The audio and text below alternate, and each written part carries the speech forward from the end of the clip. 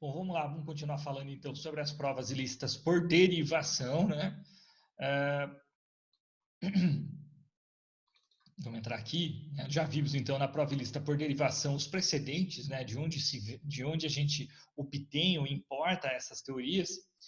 Vimos que a prova ilícita por derivação, o princípio da contaminação, né? A teoria dos frutos da árvore envenenada, ela está prevista no nosso ordenamento de maneira expressa no artigo 157, parágrafo 1º, primeira parte do Código de Processo Penal. Agora, vejam só, a prova ilícita é inadmissível no processo, deve ser dele desentranhada, isso é fato. A prova derivada da ilícita também é inadmissível, né? O próprio artigo 157, parágrafo 1º, primeira parte, estabelece isso de maneira expressa, como nós vimos. Mas existem algumas teorias que legitimariam ou que legitimam o uso dessas provas ilícitas por derivação. Tá? Então vejam, a prova ilícita originária ela é inadmissível no processo. A prova ilícita por derivação também é ilícita.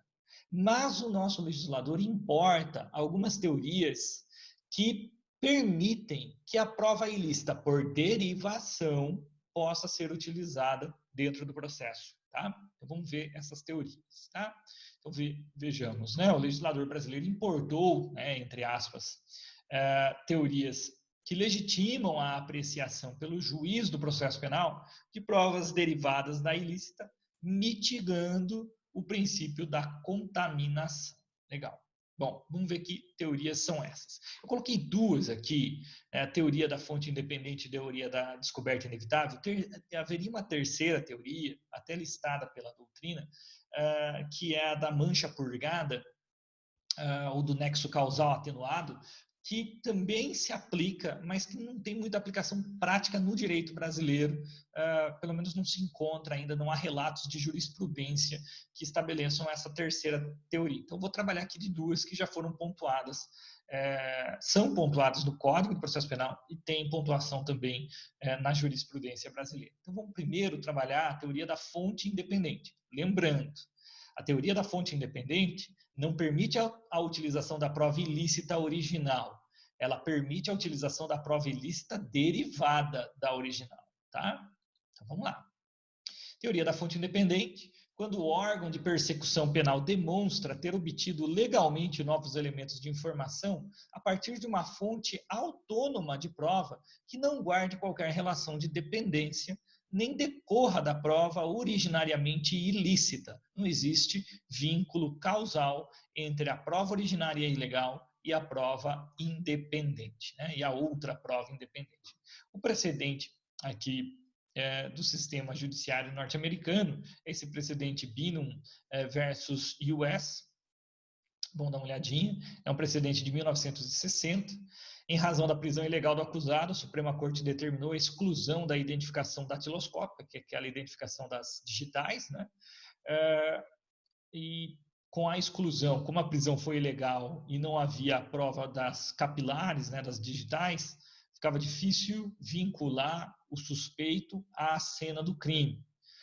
Só que o FBI já possuía as mesmas impressões digitais desse investigado por conta de uma investigação anterior. Então, aquelas impressões digitais que foram coletadas na prisão ilegal não puderam ser usadas.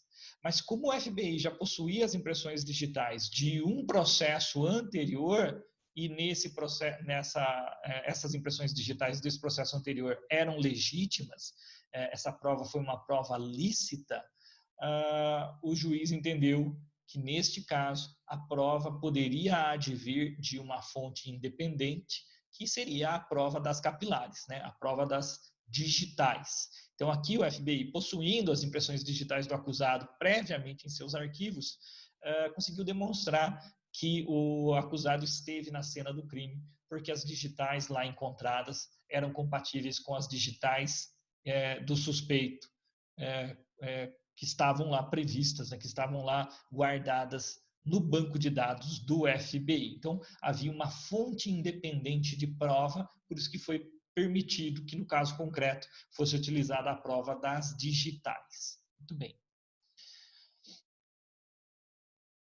No Brasil, a gente tem algumas situações que denotam, né, a aplicação da teoria da fonte independente. Por exemplo, né, o Brasil, a jurisprudência brasileira permite o reconhecimento fotográfico procedido na fase inquisitorial em desconformidade com o artigo 226.1 do Código de Processo Penal, e essa irregularidade não contaminaria o acervo probatório coligido na fase judicial. É aquilo que nós já tratamos anteriormente, que as eventuais irregularidades, invalidades do inquérito policial não contaminam o processo.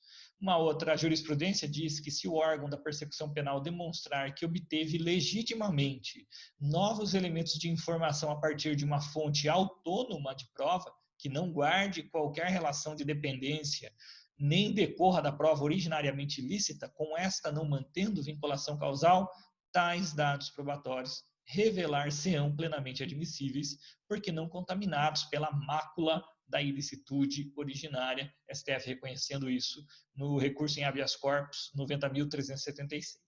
Tudo bem? Muito bem. A outra teoria é a teoria da descoberta inevitável. Quando se verifica que a prova, se analisa a prova e se verifica que essa prova seria descoberta de qualquer modo por meio de atividades probatórias lícitas, independentemente da fonte ilícita.